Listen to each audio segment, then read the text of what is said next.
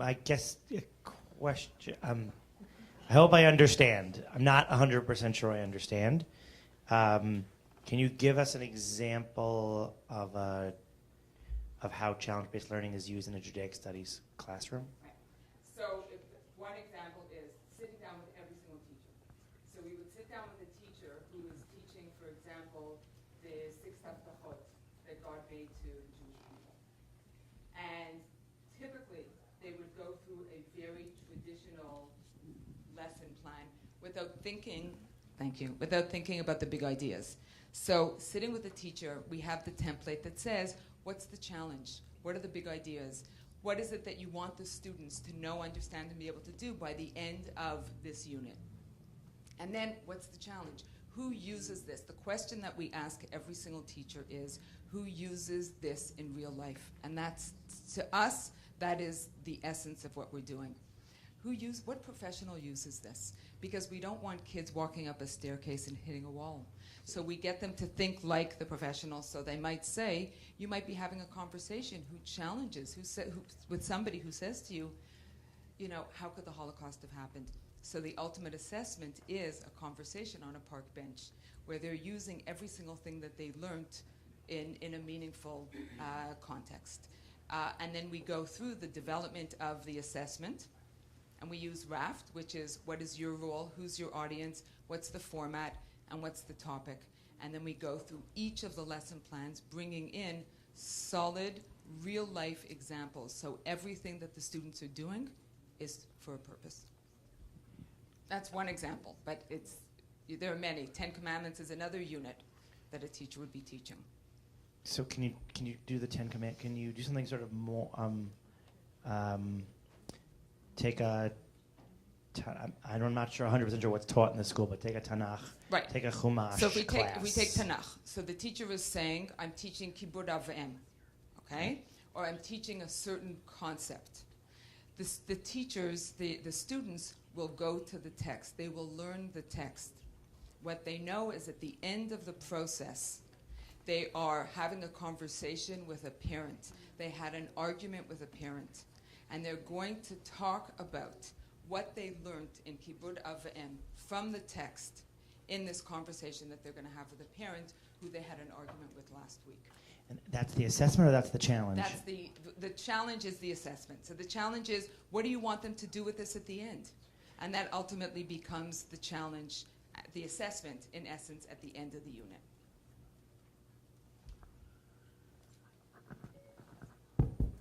How are the students, after, I understand when you give them all the material and say, apply this, how are they supposed to recall or use material that wasn't given to them in every challenge? Like, for instance, a situation that didn't come up in one of the classes, in order to draw back from their tradition in order to figure out how to respond to something. How do you generalize the knowledge? How do you generalize that knowledge? So we're going to say to the teachers, in what way do you want the students to be able to generalize the knowledge? How do you want them? I mean, something that always struck me is we'd be talking about how we need to treat one another. And they'd go in the schoolyard and they would leave kids out, or they would not behave respectfully. So we would always bring it. If it was Yosef, what are you learning? You're learning about the transformation of character. How does that impact you as an individual?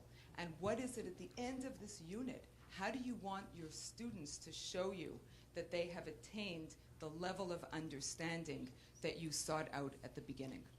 And that forms the assessment. So we'll always say to the teacher, how do you want your students to be able to use this, the knowledge, the skills, and the understanding? And that always forms the assessment. And it has to be generalizable, because that's the conversation that we have with the teachers. Okay, I have a couple of questions. First of all, so do the teachers, the template that you give them, okay, so they have to sort of begin their unit differently and they have to assess their unit differently.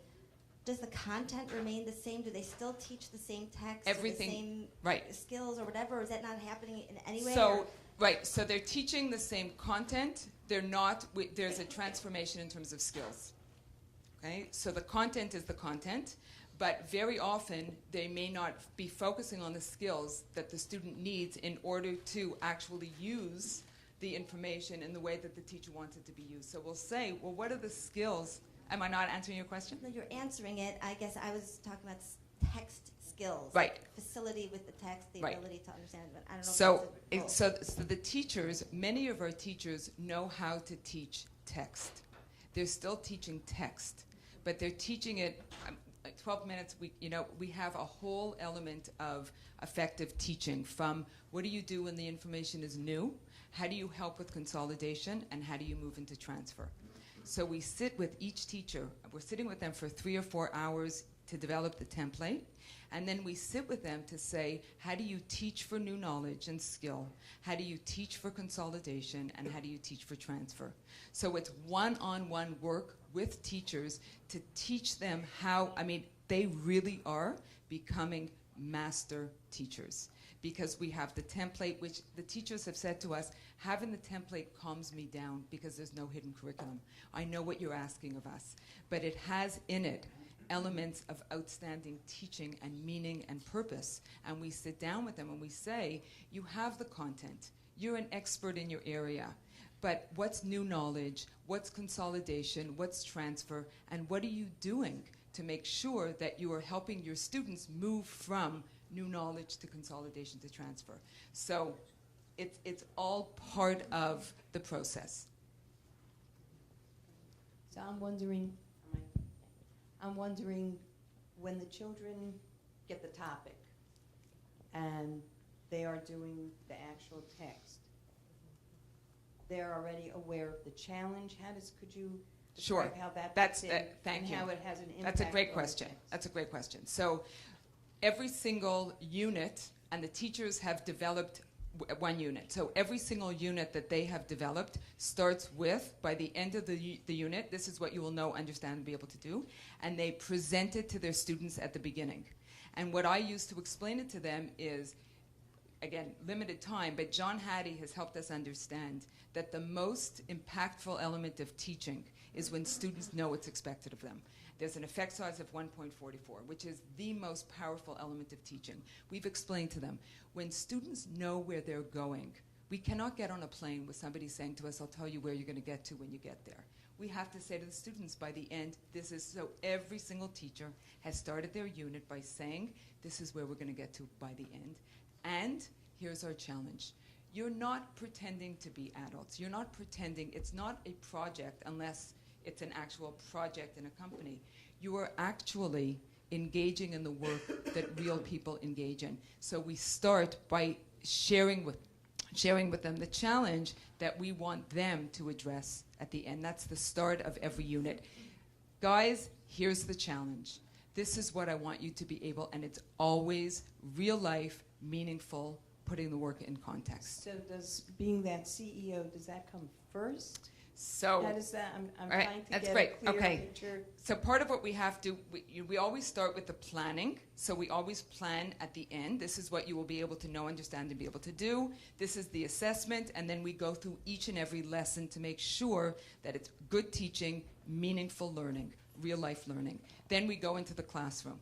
The first thing teachers do in the classroom is the pre-assessment, because we have very diverse learners and it's our commitment to meet everybody's needs. And we have students along the continuum. So every teacher is doing a pre-assessment because failure is not an option for any of our students. Then they do What is the pre-assessment? So the pre-assessment, they have to look at what it is. They look at prerequisite skills and they look at big ideas. And they ask, because they want to see if students have any misconception, that they could sit down with the student and say, let's spend a couple of minutes, 5 minutes, 10 minutes, a half hour.